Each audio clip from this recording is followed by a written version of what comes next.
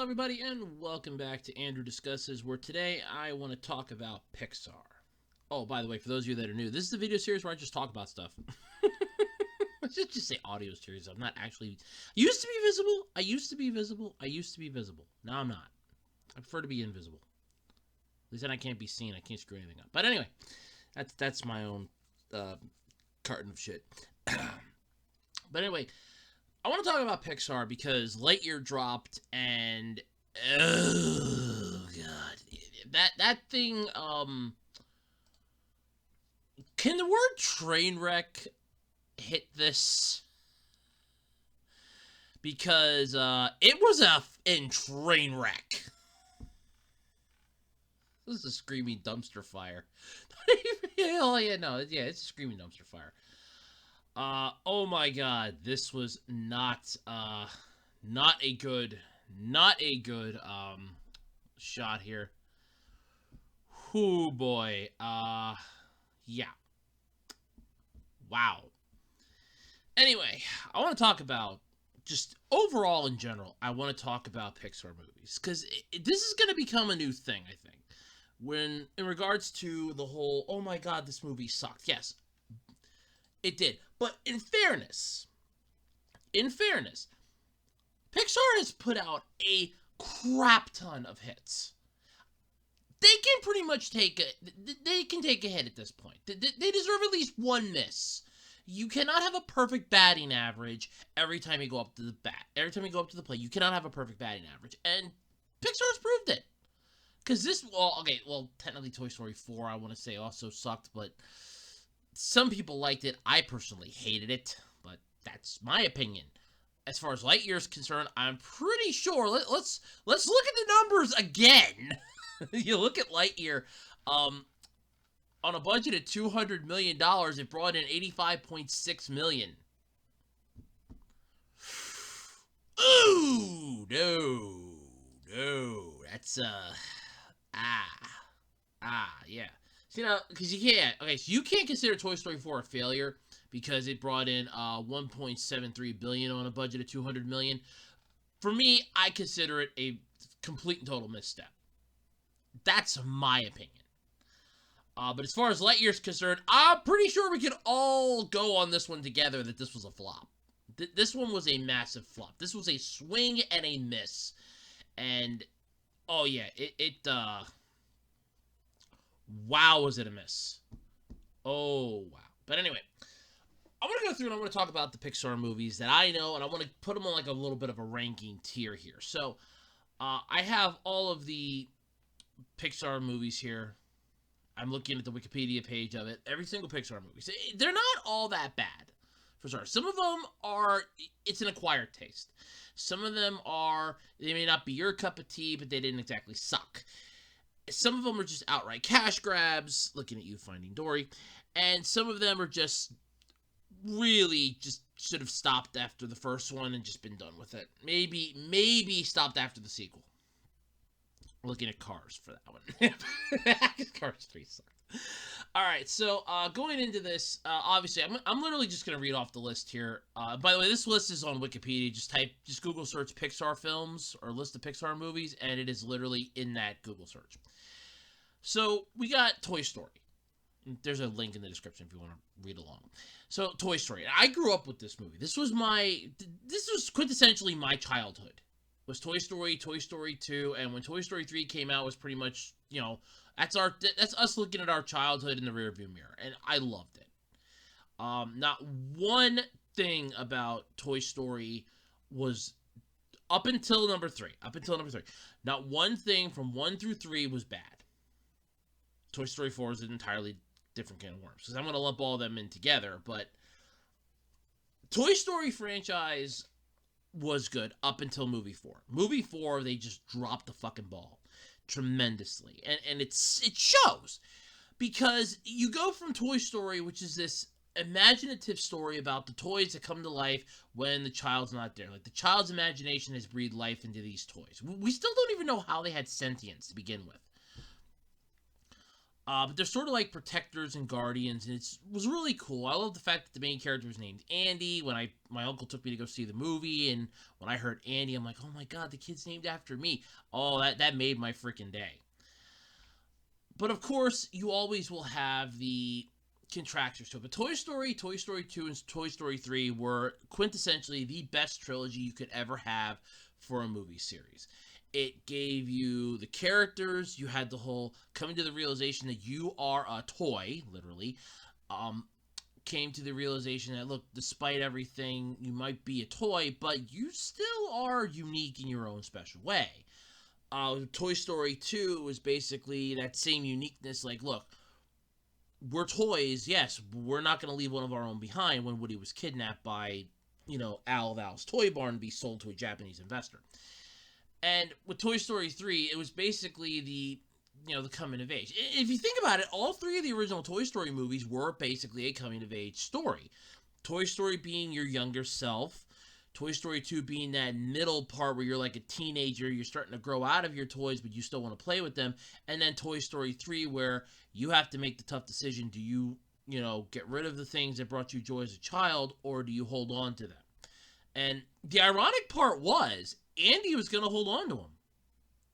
That was the ironic part. I actually feel like he was going to pass them down to his kids. Like, Woody was going to stay with him. I just honestly hope that he wouldn't, shove Woody into the casket with him. That would be horrifying. But I kind of feel like what Andy's plan is that, look, I'm going to stick the toys in the attic, and they're going to stay up there, and then when I have a kid, I'm going to give my toys to my kid. And honestly, I'm going to say this, I would have preferred that to be Toy Story 4. I would have preferred that hands down over what we got for Toy Story 4. I would have loved to have that instead. But no, we didn't get that. But Toy Story 1 through 3 were the best trilogy you could ever have for Pixar films. They were so well done. They were so well done. Even the heart-wrenching ending. There was 2 heart-wrenching moments in Toy Story 3 where the toys are about to be destroyed, and it's like, this is it. This is the end of us. It's literally the impending doom of either the child that loved you for so long is going to grow out of you that they're never going to want to play with you again, or you're going to be saved at the last minute because they're going to find some joy in you again. So it is a possibility.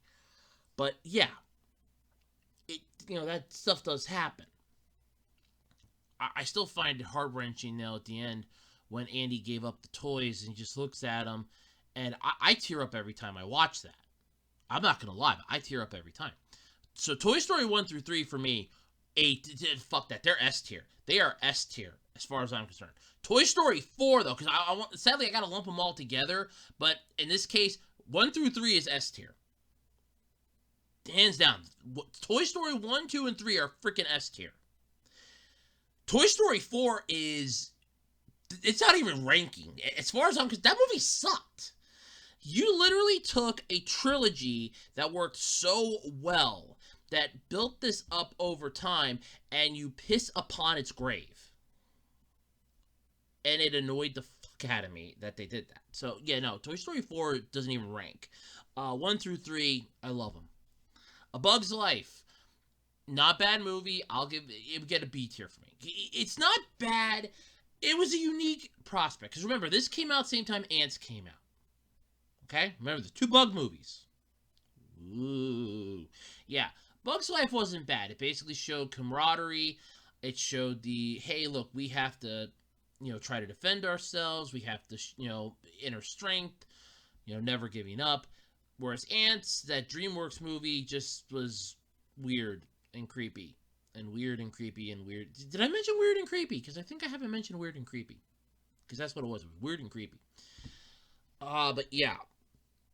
Bug's Life, definitely, beyond a doubt, I'd give that a B tier. It's good, but it could have been better. I do like the fact that they, for the time, it came out in 98. For the time, it wasn't bad, but I'm going to give it a solid B tier.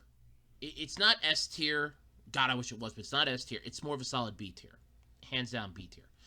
I lumped all the Toy Stories together. Well, 1 through 3, 4 can kiss off.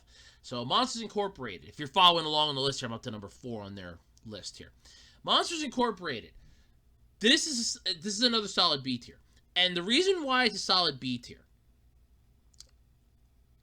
it's very simple. At least for me. It's not a bad movie. I want to stress that going forward into this. Hand to God, it is not a bad movie. The fact that they do this in a comedic way really saved it. It's not A tier, at least for me, mostly because of the fact that there are some parts in it that, even for a kid's movie, I think go a little too dark. Even for the time, it's just a little too dark. That's basically the part where you have Waternoose making the comment that he'll, sacrifice 1,000 children before he lets his company die. The fact that you're literally wanting to basically kill a little girl just to save your company by forcibly extracting the scream out of her instead of looking for an alternative energy source. If you think about it, it is literally a paradigm of the world in a way. We would rather, die 1,000 times over before we ever come up with an idea for a renewable energy source. There is that. So if you look at it that way, yeah, oh my God, it fucking parallels a lot of shit. But as far as plot-wise, there's a bit of an issue there. So Monsters Incorporated, solid B tier. Finding Nemo. The movie's good. The movie's good for what it is. And what it is basically simple. It's I'm going to go look for my son who was kidnapped. I'm overprotective as a parent because he's the only, surviving child. Okay, I get that. You have survivor's guilt, and you're forcing it upon your kid to have survivor's guilt. I don't get the whole concept, though, that you're forcing it on your kid. It's basically a fish-themed Rapunzel in a way. Whereas in this case, instead of Rapunzel being a girl locked up in a tower, it's Nemo, shackled by his father because he's terrified that if Nemo goes into the outside world, something bad's going to happen to him. Only to realize that, look, just because you had a horrible experience doesn't mean you can shove that onto your kid. And it works for that. It really does. But I got to give it a C. And it's mostly because it just, honestly, it feels weird sometimes. When I watched it, it was just like, it was weird. Just really weird. I have no way to word it properly in a way, but it felt weird. It's like really weird in every aspect of the way. It was a good movie. Don't get me wrong. It was a good movie. I liked the turtles. I thought that was really cool. The fact that they had the turtles be Australian, that was the interesting part of that. The fish are friends, not food. You have the sharks that are trying their best to not eat fish, which honestly is a good, really funny joke. But yeah, in a way, it does kind of feel a little off-putting, but it's not bad. It's a C tier. It's C. Solid C. The Incredibles. I loved The Incredibles. I thought this movie was the best when it came out. I remember seeing it. I was in love with it. I fell in love with it. It was a goddamn good movie.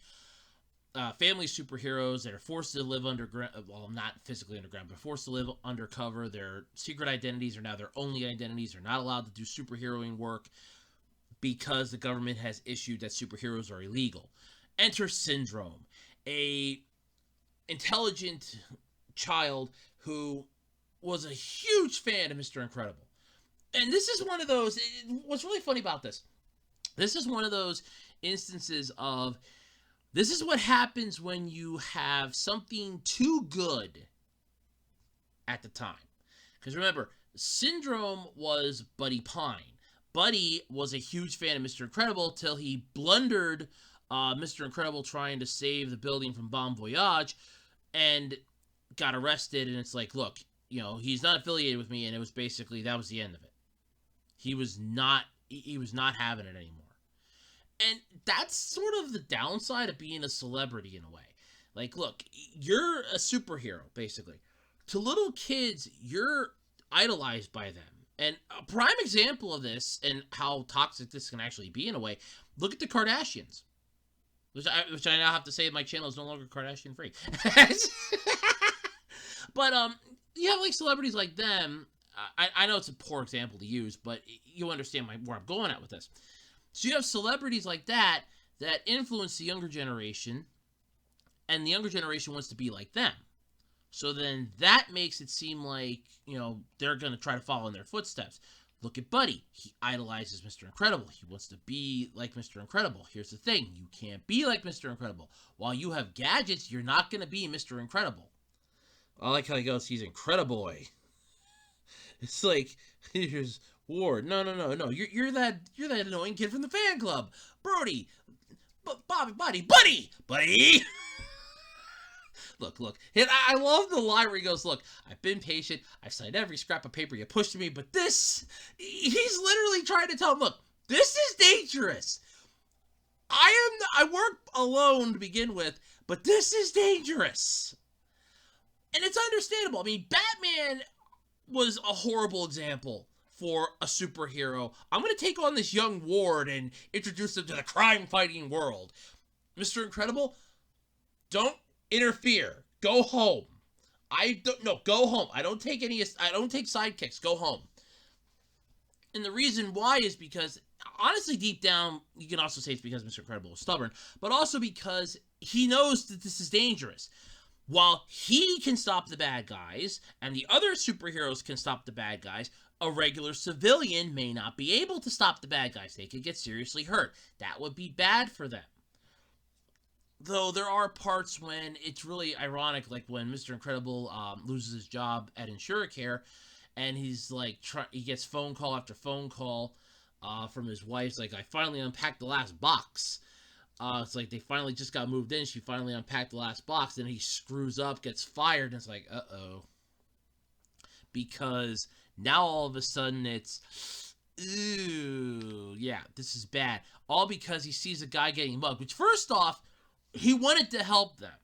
Call the cops. Yeah, technically, he wanted to help. You see a crime, it's called the Good Samaritan. It's called the Good Samaritan law for a frickin' reason.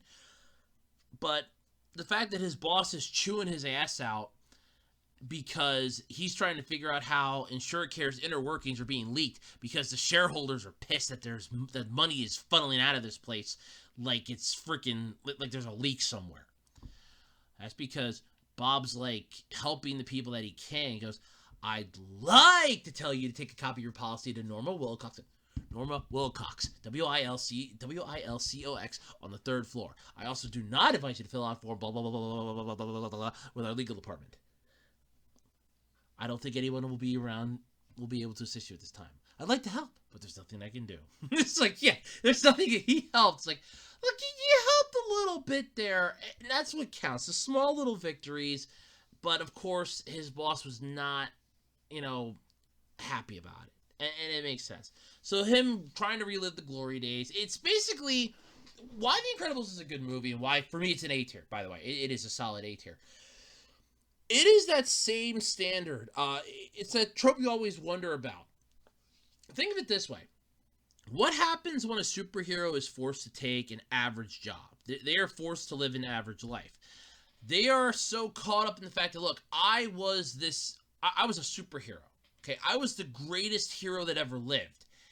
And all of a sudden, they just disappear out of thin air because they have to, lie low or something. Now they have to just live an ordinary life. They can't, it's one of those, how do you cope with this? And that's what the movie does extremely well. So, a solid A tier. Cars. Oh, God. All right. I'll lump all three of them in together because they all suck. As my mom put it perfectly, she thought the original plot for Cars was going to be this. That they're going around, getting parts, and learning different racing techniques. And the ironic part is, that's Cars 3. That's fucking Cars 3. And the plot that she thought for Cars 1 turned out to be Cars 3. Which makes me wonder where the hidden microphones are in these movie theaters. I want to know. I want to know.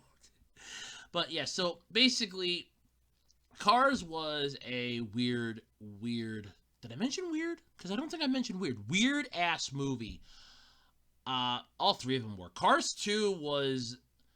Honestly, Cars 2 felt more like a freaking made for TV special that was drawn the fuck out for a movie. It centered more on Mater and the entire spy bullshit than it did the actual racing part. You know, the thing that you're here for, to see the cars.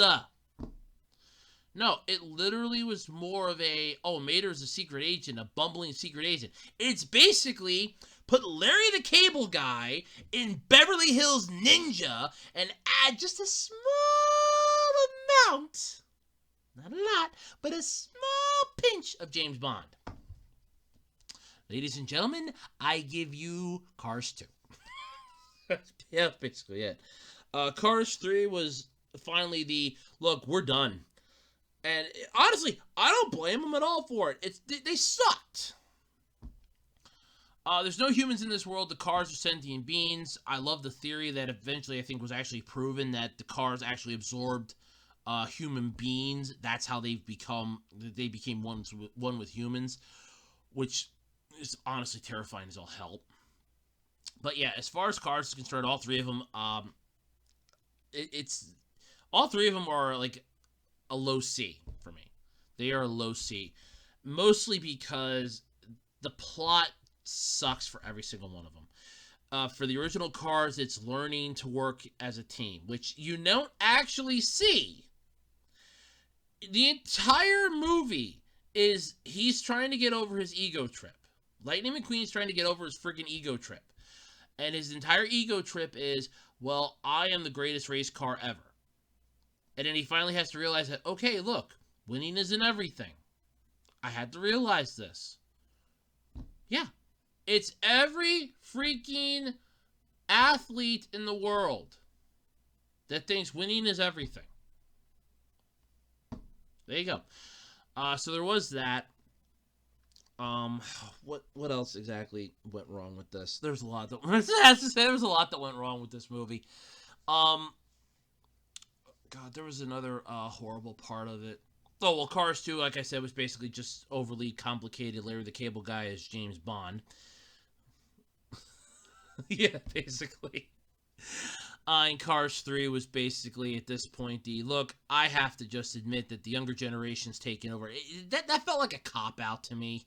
Honestly, it was a massive cop-out. But, yeah. First off, if these things are cars and you can fix them up if they start wearing out and stuff like that, yeah. But you're also basically saying that these are like people at the same time. So they can't be like rebuilt from the ground up, which, yes, okay, understandable. You can't rebuild an old car and put a new, put new stuff in. Oh, wait, yes, you can. You can build a new car from the ground up. But like, hey, look, here, I have a frame for insert car type here. I'm going to stick this type of an engine in it. It's not the engine that it came with. It's going to give it a little more power. And I'm going to fix this up to be more fuel efficient, more powerful, and streamlined. And this thing's going to run like a dream. It's called upgrading, customization. It does work. Oh, no, these new cars coming right off the bat. You couldn't have found a way to just teach them, like, the old school tricks that would work against the newer cars. Oh, wait, that's what you tried to do. And how does the movie pay off with that? It doesn't. You basically get this little montage of, I'm going to try my best before it's like, I'm just going to give it to the next generation because I'm done. I'm tired. I'm old. Seriously? That's your... Morons. Morons. All three Cars movies, low C tier. Freaking low C tier. Ratatouille, I loved Ratatouille. I loved Ratatouille. Oh man, Ratatouille was the best. For those of you that never saw it, it's a good movie. I highly recommend it. Sorry, I had to get a sip of my soda there. Yeah, but I loved the movie was good. I'm gonna go with plot-wise wasn't bad. I'll give it an A tier. It wasn't that horrible of a story. It actually was kind of interesting because you figure, look, we're gonna get this from a rat's point of view, and It's not bad, actually. You know, you see the entire toxicity that critics bring to the table, that they can make or break a place. What could possibly happen if, like, the dark side, basically, look at Cousteau. The dark side of, look, I was given a really bad review. This really struck me hard, and then boom, down on the ground you go, and then your shit just falls apart afterwards because you don't know how to bounce back from that. It's like, and it wasn't even an ego trip. It was basically a look, I provide food for people. I, go under the concept of anyone can cook. That includes me, but boom. All of a sudden it's like, yep, nope, food sucks. You suck. Your 5-star restaurant's now 4-star. And then because you die, boom, now it's down to a 3-star. And then the guy that took over wants to turn it into frozen food. Screw you. Yeah. Ratatouille, it's an A tier. WALL-E, A tier. Freaking WALL-E. I love the movie. I actually I never saw it in theaters. I got the DVD of it. I watched the hell out of it. I'm like, this is the best movie I've ever seen. I loved it. It was so great. I love the Bernie short. I thought it was really good. The movie is heartwarming. It is touching. It is basically a love story between two robots. It is there's a lot underlying in this movie. You have corporate greed. You have basically, I love the brainwashing that they did to the kids in that. If you saw the one scene when Wally's on the Axiom and he's on the tram and you see all the children, it's like, A is for Axiom, your home sweet home. B is for by and large, your very best friend. It's like, yeah, that's corporate brainwashing right there. that is corporate brainwashing right there. That's corporate brainwashing. But yeah, it's not a bad movie. It's a solid A tier, hands down, solid A tier. The plot wise is there. This could actually be a contender for S rank if it wouldn't be for the fact that it does kind of feel short in a way. Everything fits for what it is. It does fit, but it just kind of feels a little on the short side. Like, it could have been maybe half an hour longer, and it would have been, like, perfect. You have the whole, like, I would have liked to have seen a little more with the defective or malfunctioning robots causing some mayhem and shit, that they're still trying to track them all down. You have Mo, who's trying to clean up after Wally. The whole why the captain was evil prior to, like, he's discussing with the security bot, like, we cannot allow the captain to find the plant, you must find the plant. Just add a few more things in, and it would have been a solid S tier. But for what it is, it's not bad. It's an A tier. It's a high A tier to begin with. It's an A tier nonetheless. Up.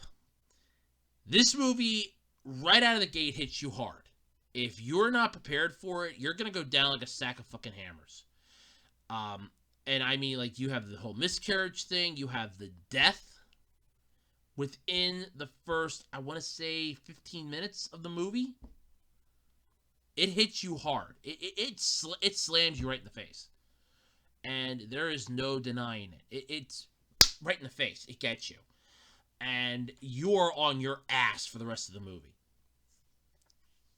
It hooks you in, it suckers you.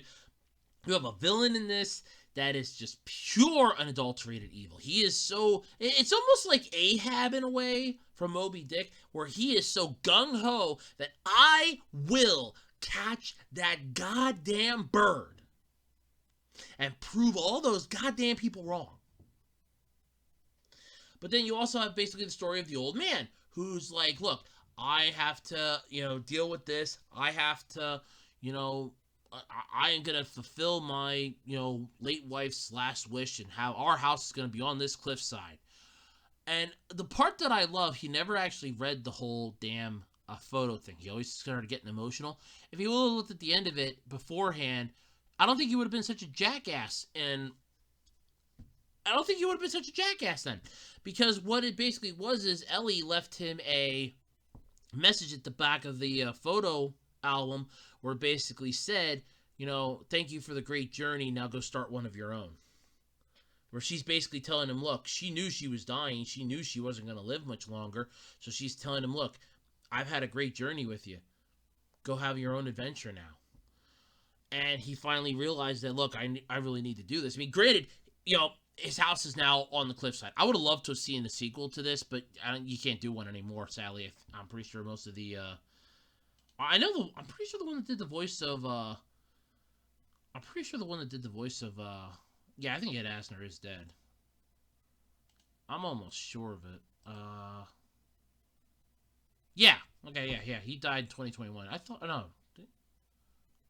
Yeah, he died in 2021. I thought so, yeah.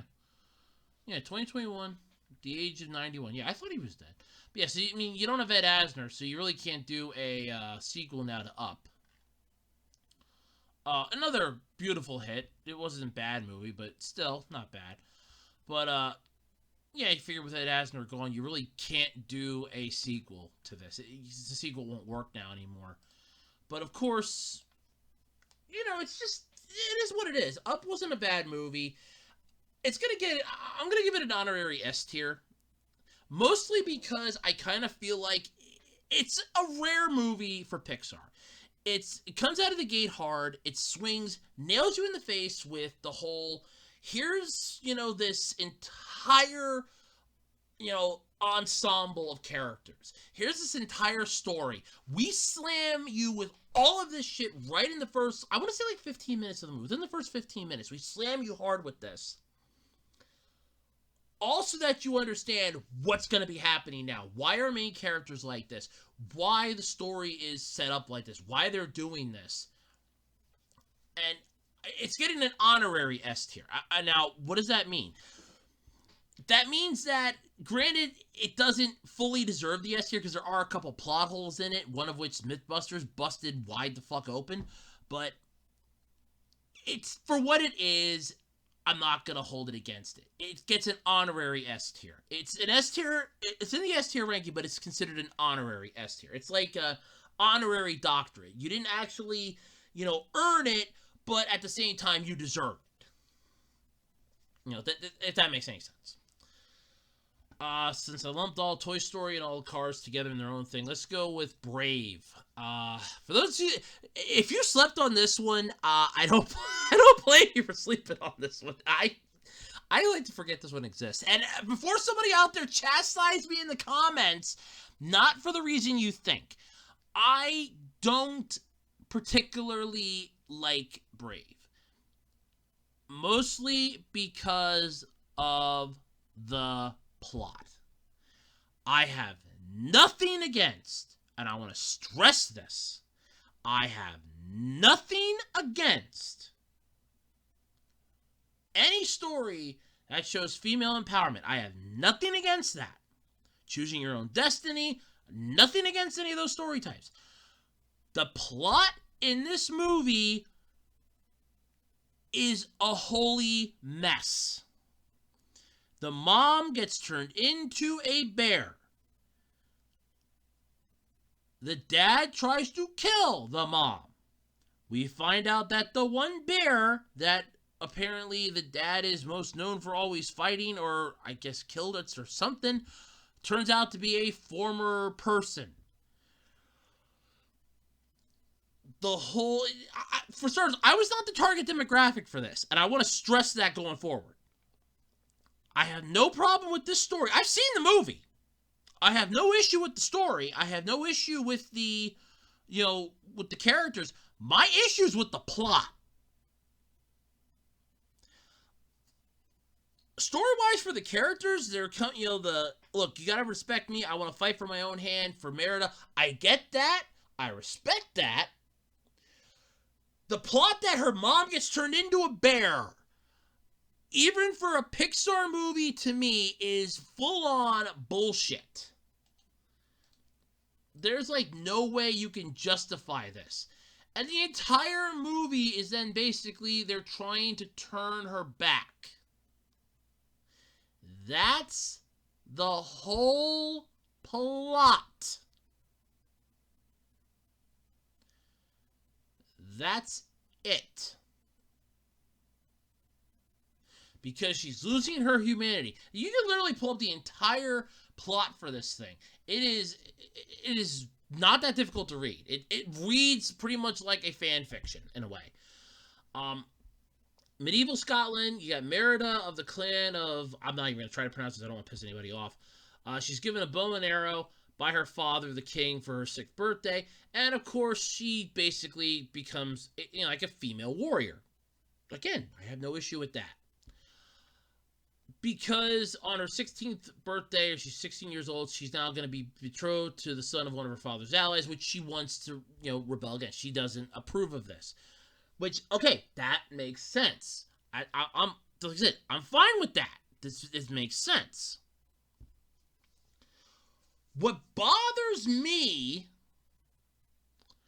is the whole, I'm going to turn mom into a bear. Yeah. Because Merida has to mend the bond torn by pride before the second sunrise, the spell will become permanent. So basically, she has to mend the bond that her and her mother had. So why don't you just play this out to be a you don't understand me? It's sort of like an inverse Freaky Friday in a way. That's why I said it feels like a fan fiction. It's how it reads, like a fan fiction. Because, and I have nothing against fan fictions, but it kind of reads like a fan fiction. Sort of like, here, let's have an animal-esque movie, but make it similar to Freaky Friday. Only instead of swapping bodies with the people, we're going to turn one of them into a bear. Yep. Nope. I'm sorry. I'm sorry. It's just... I'm sorry. It bothers the hell out of me. It just disturbs me. It weirds me the hell out. Well, I think it's fine. I think it's fine. It's just, I was not the target demographic for this movie. Hands down, I was not the target demographic for this movie. And I want to stress that. Where do I sit with this one on my list? I'll give it a B. I'll give it a B. I will give it a B. I'll give it a B. It's a B. It's a B. It's a B for me. It's a B. It's a B. It's a B. Monsters University. Ugh. Do I really? I hate prequels. Let me rephrase that. I like prequels to a point. Star Wars prequels. I love Episode 2 and 3. They're some of my favorites. Do I love prequels to movies that just deserve a fucking sequel? No. No, I don't. When Monsters Incorporated came out, the movie was great. And I've said this already. I've already talked about it. But when Monsters University came out, it's like, no, let's continue the story and see, like, all of a sudden, hey, maybe there's another issue that's now popping up. Maybe there's a group of, like renegade monsters that are, doing something weird in Monstropolis or something. And, Sully and Mike have to save the day. Maybe Boo comes back. Maybe they're trying to find a way to bond, like, humans with monsters because, they need, more help or something. There's, like, a disease that's coming around. And they find out that only like a few people are immune, the ones that came in contact with humans. Any of those would have been a better plot than Monsters University. What's Monsters University? Oh, Sully goes to Monsters University, and because he's a legacy, he thinks he can just do whatever the hell he wants, and he's hot shit, and then all of a sudden it's like, oh no, you're not hot shit no more, because we're tired of dealing with your crap. Either pick up, ship out, or fly right, bastard. And that's the movie. That's the movie in a nutshell. What the hell does this mean? The movie sucks. That's it. The movie sucks. Does it mean anything other than the movie? The movie sucks. Swing and a miss as far as I'm concerned, and it's basically the same tier as... I'm not even going to give it a decent tier. It's down there with Toy Story 4. An unwelcomed addition to a franchise. I would have rather had a sequel to Monsters Incorporated, where like I said, like a disease or something's rampaging through Monstropolis, and they find out that the only people that were immune to it were ones that were bonded with humans, or ones that have come in contact with humans. So like Sully, Mike, the poor guy that kept getting the 2319. Him. You know, anyone that's had contact with humans, they are immune to this. So then it's up to Monsters Incorporated to find a way to save everybody. And then that would have been a perfect way to bring Boo back into the story. Like, you know, maybe Boo's older. She has kids of her own. And all of a sudden she introduces them to Kitty. And it's like, you know, oh no, this is the creature from my closet when I was a kid. The one that inspired me. Maybe she became like a massive artist or something, or an author, or something really impressive. And Sully's just really happy for her. That would have been a better story, a better freaking movie. Did you try that? And let me guess, it probably bombed at the freaking test screening, or was it basically, yeah, we don't feel like doing it? I'm gonna go with they don't feel like doing it. So probably that. Inside Out, I was not the target demographic for that movie coming out. What do I think of it? You're 5 years too late to take on the mantle that Toy Story 3 brought. I said it. Inside Out came out June 19th of 2015. Toy Story 3 was June 18th, 2010. It basically was trying to be Toy Story 3 and holding the entire lineage of Toy Story, but with being its own standalone movie of a totally different nature. They wanted you to feel emotions. They wanted you to feel feelings. They wanted you to basically be this. You need to grow up at some point. You need to understand that sadness is needed for some stuff. It's okay to be sad. I get that. But the fact you tried to beam it over everybody's heads with a 2x4, I don't like. I can't take that. I'm sorry. That for me is a no. That for me is a solid no. I was not the target demographic for this movie. I will never deny I was not the target demographic for this movie. So obviously not for me. It wasn't for me. It wasn't my type of movie. I was not designated for it. The Good Dinosaur. What's my rank? I guess I gotta give a tier for it. E. I'm gonna give Inside Out an E. Inside Out gets E. The Good Dinosaur. Oh Lord. Is there a word for stupid? There's a movie called Dinosaurs, and I don't remember who made it. I just remember the movie because I remember McDonald's having this tie-in toy with it, where you get this dinosaur figure, and the lemurs would pop onto the back of it and it would make different noises. I remember that. And I was like, this is a really interesting movie. Now, I thought that, but this is a really interesting movie. It's interesting, it's impressive, it's kind of unique. And then, all of a sudden, I'm watching parts of the movie, and it's reminding me of another movie. There was one where, and I can't think of the title of it, but I remember watching it because it was like on a Saturday afternoon. I was channel surfing years ago. I think I was still in middle school yet. There was a movie where this kid and his dad were out in the middle of, I think it was like in Alaska or something, and they're sledding on the roadway on this path, and all of a sudden the sled kind of careens off. Dad's stuck in the water. He's being pulled under. He doesn't want to drag the kid along with him in the sled and the dogs, and he's trying his best to free them. It's like this tiny little hill, but the dogs are having a hell of a time, holding the sled themselves in the sun up. So the dad kind of like cuts the rope and just plummets into the water and dies. He plummets into the icy water and dies. And then you watch The Good Dinosaur, and I'm like, no. I got weird vibes from that. The movie itself it's good. from the clips that I saw, it's okay. It's a good okay.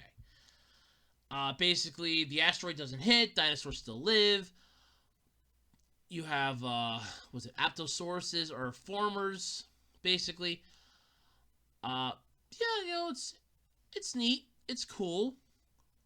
You got Arlo, who's the main character. He's timid. He makes, mistakes. He's put in charge of guarding the silo. It helps him, give a little bit of, intrigue. He captures a feral cave boy. He can't bring himself to kill him. Sets him free. Then you got, I think it was his dad. Sends him to track down the kid. Yeah. I don't... The movie's just weird. It's just... It's weird. You get the flash flood that basically kills Arlo's dad. Yeah.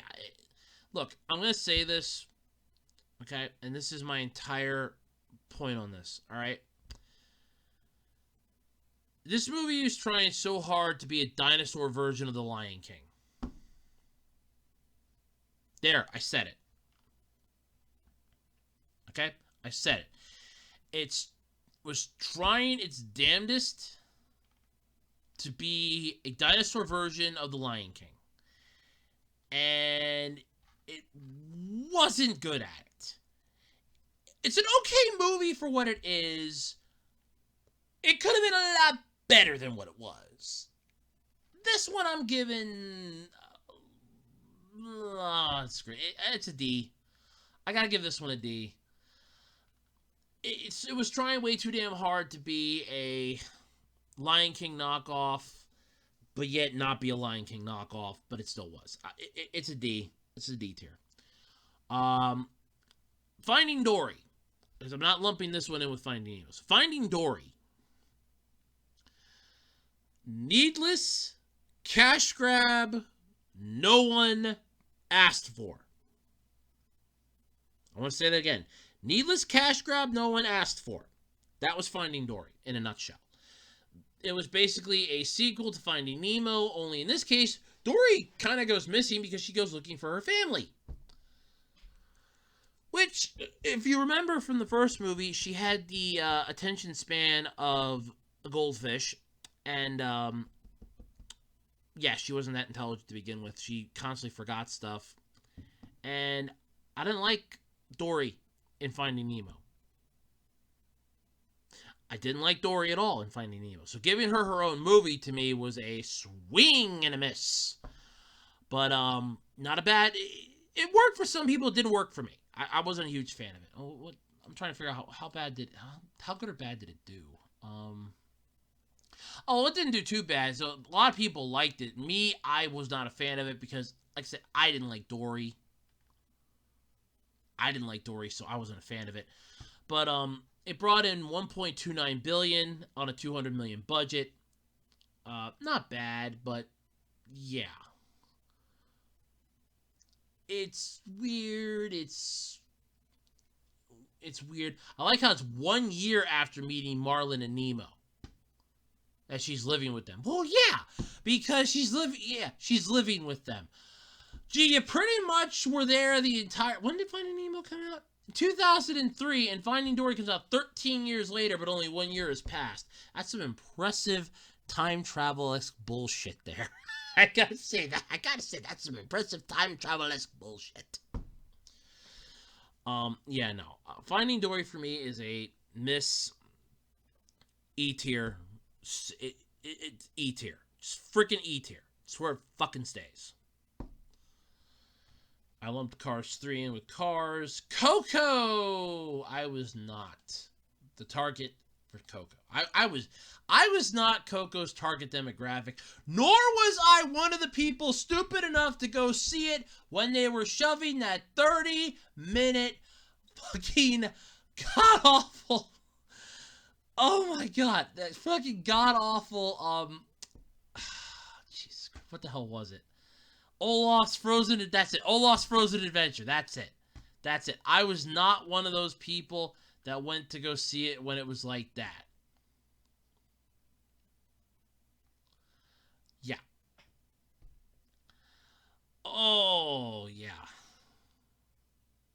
And then you had controversy with this because Pixar had failed to disclose that producers for Coco based the character on an actual person. Which, oh yeah, that's never a good sign. But you had the whole, Olaf's Frozen Adventure, which was like a 30-minute. Okay, Pixar is known for the short films. In fact, that was how they got their start, was these short films. The fact that you have this entire movie preempted by a 30-minute Olaf special says that either A, you were banking way too damn hard on something working, B, you were given a lot of money for this, or C, you screwed up somewhere. I don't know which, but yes, somewhere, somehow, someone screwed up. But I almost remember it was Olaf's Frozen Adventure. I'm certain of it.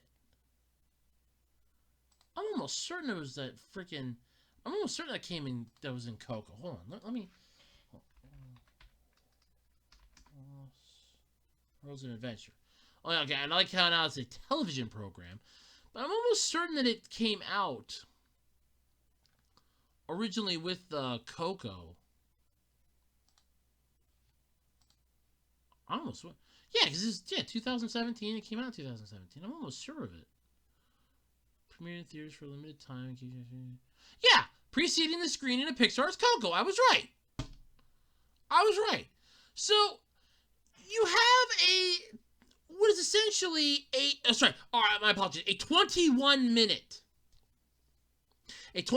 made for TV. It's a fucking TV special that you shoved in front of a fucking Coco movie. Because you had no banking that kids were going to go see this, or you realize that we need to try to get more, shit out here. I don't know which it is. And the worst part is that Frozen isn't even a fucking Pixar movie. It's a Disney movie. Well, Disney. It's a Disney movie.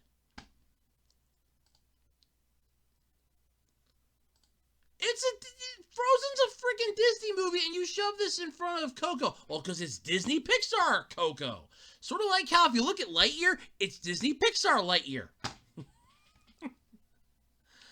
But yeah, I was not Coco's target demographic. I was not even in the demographic for Coco, so I have no say in it whatsoever.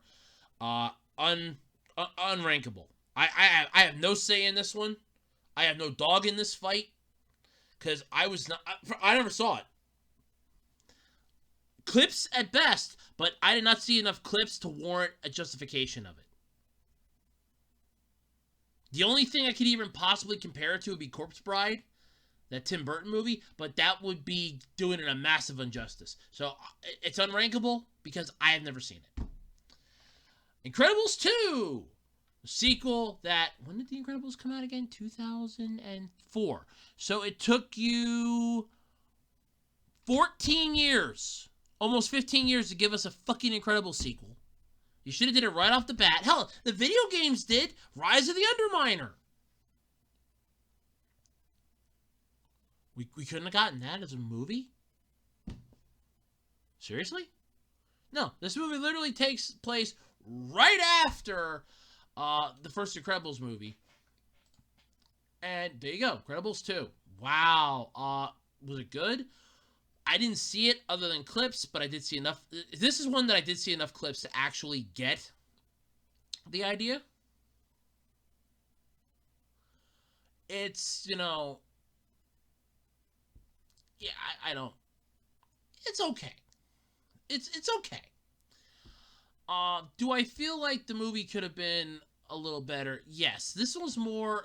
Now, to be fair, the original Incredibles movie was Mr. Incredible. I was the superhero. I was the one that could do everything. I was basically like All Might in this universe. I was the symbol of peace and justice. You other ones were here as my backup dancers. And then you have Incredibles 2. Now, Mr. Incredible's got to take a backseat because it's Mrs. Incredible's turn.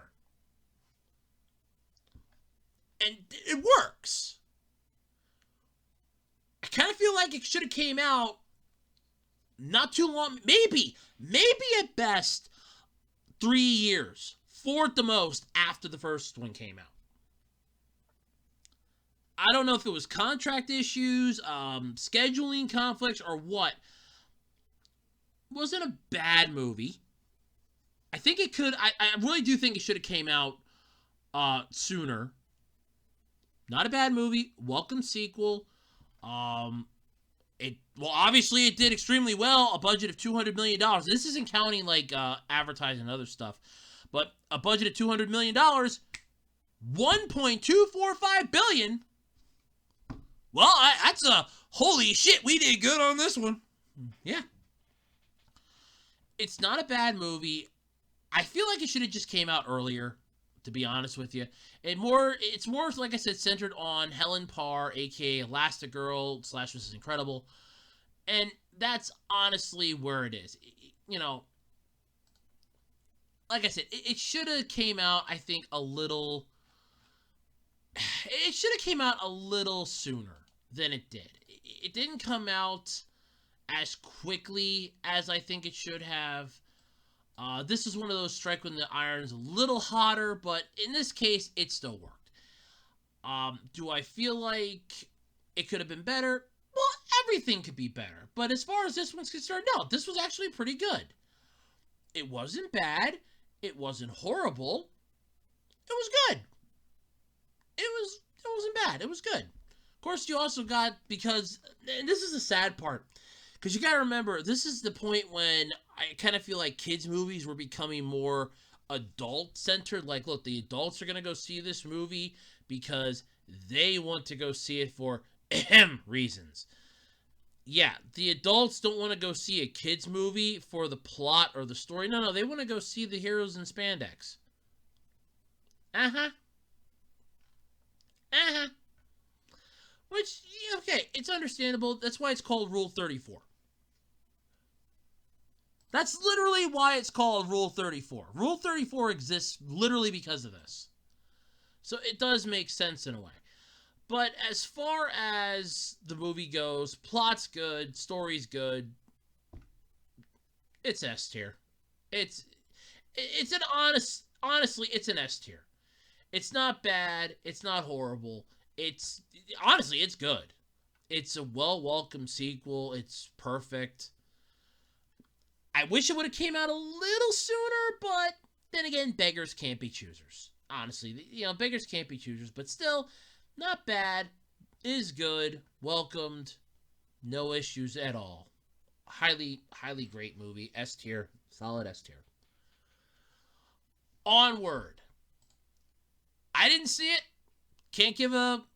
I haven't even seen enough clips of it to give, so unrankable. Unrankable for me. Onward is unrankable for me. Soul. I was not this movie's demographic whatsoever. Oh my god. I was not the demographic for this movie. Yeah, I was seriously not the demographic for this movie. Did I ever see clips of it? On YouTube, occasionally I saw clips. Am I, no. I'm not exactly a fan of this. Basically the entire movie is this guy falls down a manhole cover into the sewers, and he finds himself as a disembodied soul. Great. So he dies. Because he doesn't want to die, he tries to escape, but ends up in the Great Before, where souls gain personalities and interests before being born on Earth. Yeah. I don't know.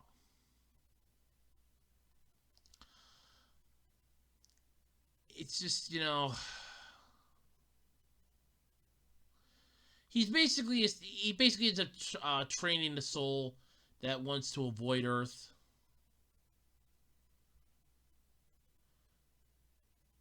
I don't, Did you ever see the movie It's a Wonderful Life? That's what this feels like. It's a Wonderful Life. Yeah. I don't, get it. I wasn't the demographic for it. I wasn't, I wasn't the demographic for it at all.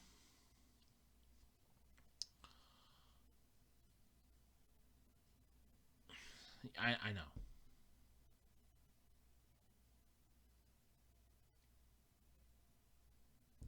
I was not this was not the demographic. I was not the demographic for this one. So I am effectively, I have no dog in this fight either. I want to put down Unterrible, but because it feels like a massive ripoff of It's a Wonderful Life, just shoved onto a Pixar movie, I'm gonna give it the low tier. It's the low tier for me because it feels like it's just like a ripoff movie. Luca. I've only seen the TV spots and commercials, and I have not seen anything else, so unterrible. Literally, unfreaking terrible. I am not even going to try. I got nothing. I have no idea.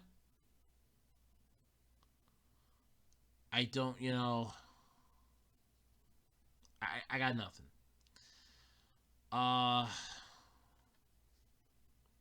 It brought in $49.8 million when it premiered.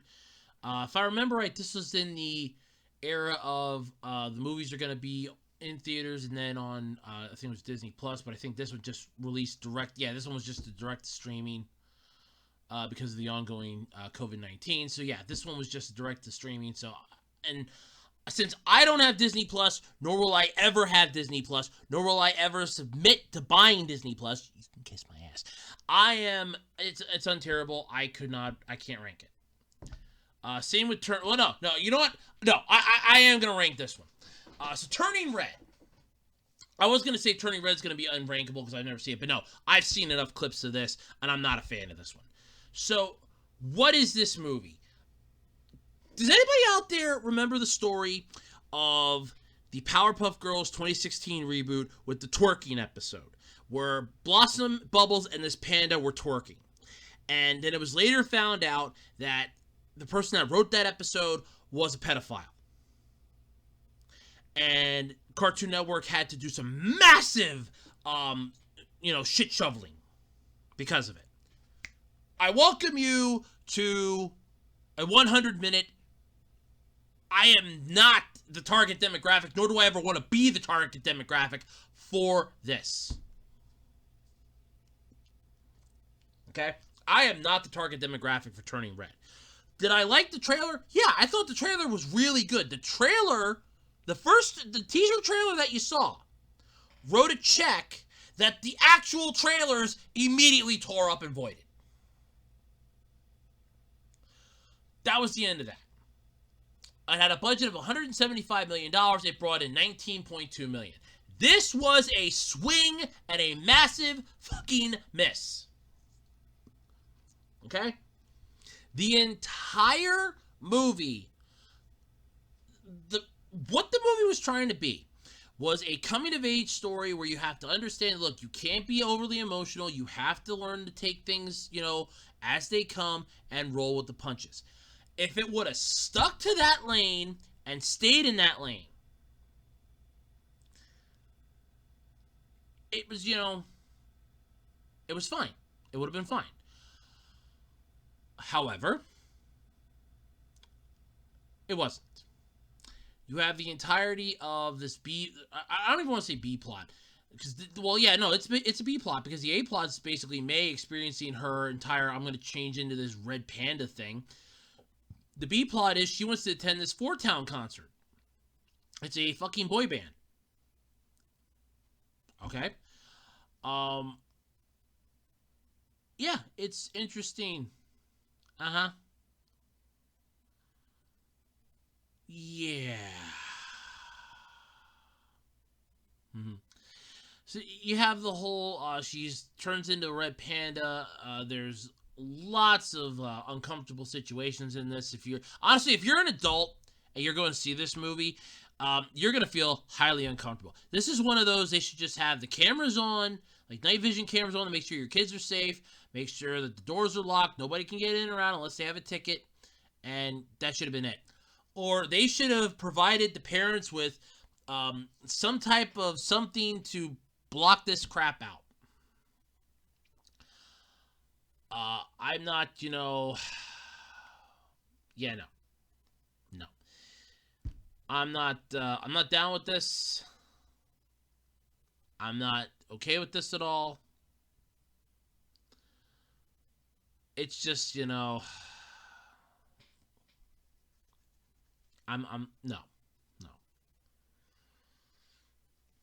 The weird part of this, though, is that you drag the friends into this. And I'm literally reading off the plot because I have not seen the movie, but I've seen enough clips to give a general description of it.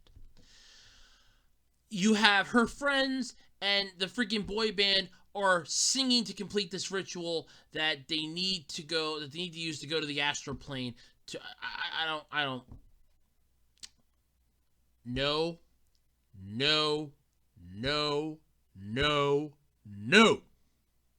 Did I mention no? Because I don't think I mentioned no.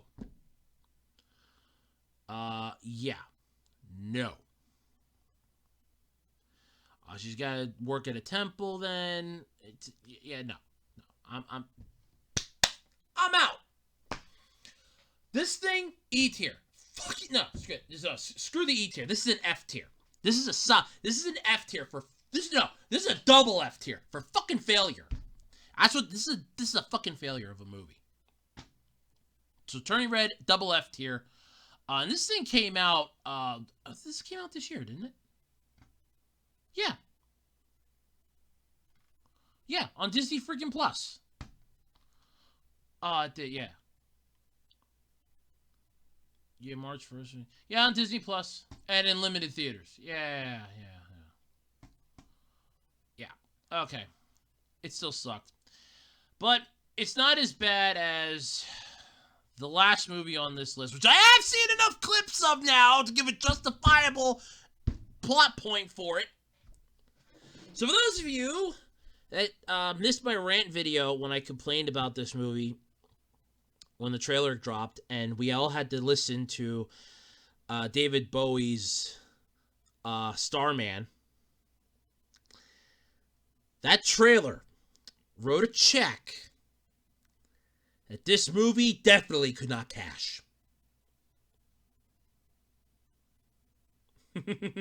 Yeah. So, Lightyear. This is the latest in Pixar's spleen here. Now, while I will say that some of the movies on this were a disaster, they're understandable disasters. They might have been, just poor marketing, poor timing. And when you're a studio like Pixar, you're gonna have a couple misses. It's when you span them out and you don't have a crap ton of them right in line with one another, it's fine. Like, let's say, if I would be a movie company, if I'd be a production studio, let's say that I would do a movie, and then all of a sudden, it'd be the next movie I do 6 or 8 months, or 6 or 8 years later, was a miss. And in between those, I had a string of hits. Then I have a miss.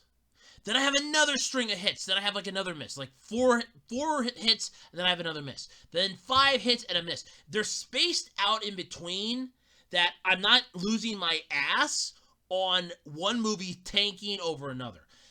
This movie, however, right after Turning Red, comes Lightyear. Lightyear is by far the stupidest thing that Pixar has done. You wanted to do a prequel origin story for Buzz Lightyear. Yet again, no Tim Allen. So we don't even get the voice of Buzz Lightyear from the toy. Well, no, it's not him, because it's supposed to be the character that was inspired, the toy was inspired by. Okay. Contrary to popular belief, when they when a toy is made off of somebody and the toy is inspired by them, and there's a voice command and a voice function on this, as in it talks, they usually sit the person in a booth say, record these lines ad infinitum, and they will have them sit there for a couple hours and they will record lines. And then they will take those lines and they will put them onto a soundboard. And then that soundboard is put into the toy on a circuit board. And that little tiny circuit board, when you push the buttons, gives a sound. That sound is supposed to be the voice of the character. So, I rest my case. Anyway, Lightyear is a disaster of a film. It is marred in controversy with a 1-second kiss between two females. I don't care. First off, and I want to stress this, I have no issues with that. My issue is, first off, you got Chris Evans voicing Buzz Lightyear. I'm not a fan of Chris Evans to begin with, and I want to stress that way going into this. I am not a fan of Chris Evans. I have never been a fan of Chris Evans. I was not a fan of Johnny Storm in the original Fantastic Four. I was always kind of like a Thing, Mr. Fantastic fan. Those two characters. My mom was a Thing fan. I was more of a Mr. Fantastic-ish kind of fan.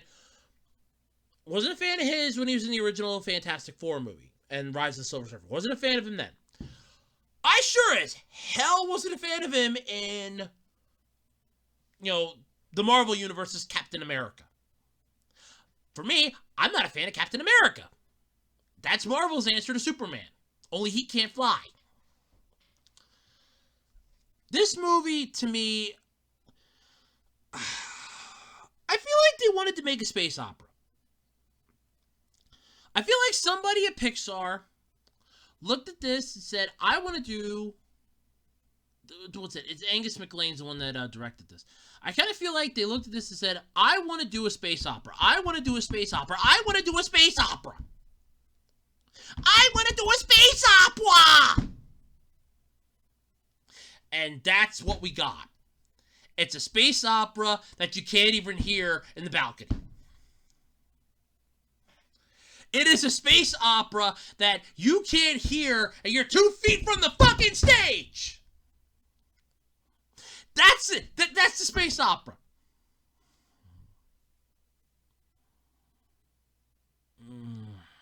I just...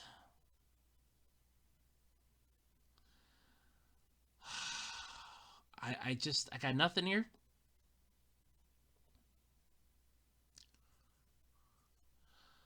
I got nothing.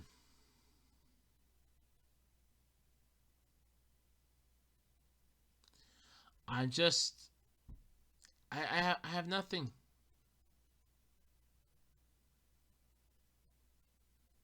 I have nothing. This movie dry humps science. It dry humps time travel. No, screw it. It doesn't even dry hump time travel. It squarely bends time travel right over and fucks it right in the ass.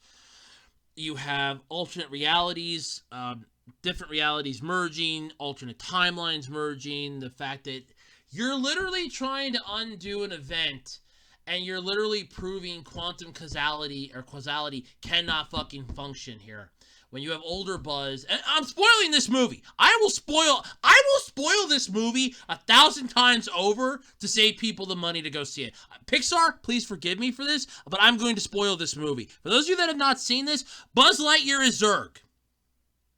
In an alternate dimension, Buzz Lightyear left the planet that he crash landed the ship on after the one person was going to basically throw him in jail, possibly kill him, over this entire mess, flew off into space, found a robot suit, took it over, became Zurg, went back in time, took over the planet, and wanted to go further back in time to prevent this whole shit from happening. Thereby effectively erasing him from existence, but fixing the time stream. This proves that quantum causality does not work. Somebody watched Back to the Future,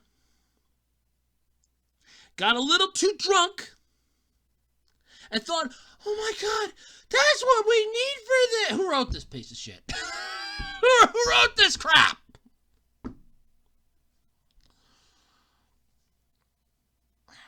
I'm not a fan of this movie. I was not a fan of the trailer. I was not a fan of the clips that I've seen.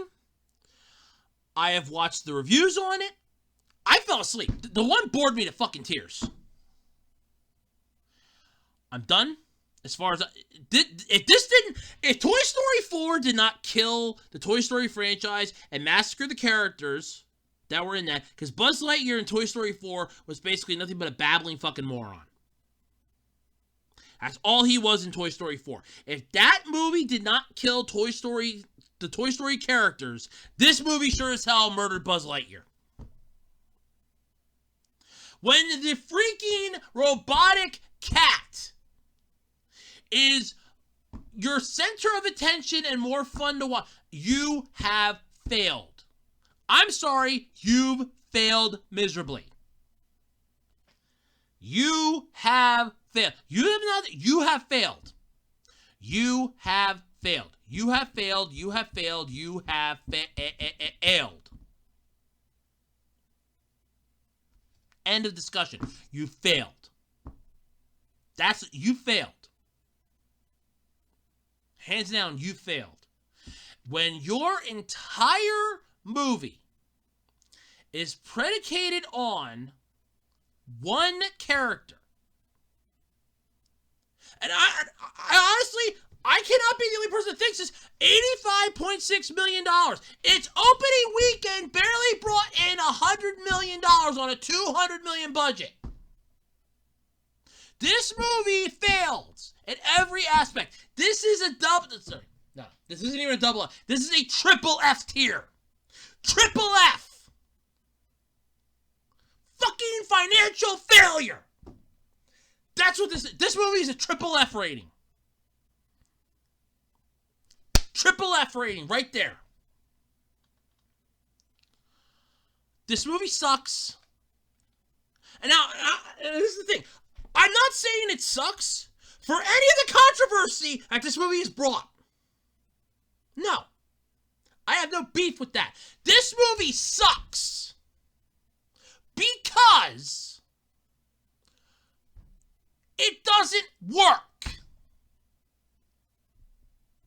It does not work. When you have a franchise that over 3 movies builds up a world that the 4th movie kills in 5 fucking seconds, and then you give us this. Triple F rating, triple F tier, that's Lightyear. Lightyear is a triple F movie. Next movie that's coming out is Elemental. I have no idea what's going to happen with that one at this point. I don't know how bad the fallout's going to be from Lightyear, but that's my rankings for these movies. Lightyear is a triple F tier. Triple F. This has been an hour-long discussion video of me ranking Pixar movies, and it ends with Lightyear getting a triple F. A triple F rating! Triple F! Let me know what your thoughts are in the comment section below. What Pixar movies do you like? What Pixar movies didn't you like? I want to know. And until next time, I'm Andrew Rhodes, and this has been Andrew Discusses.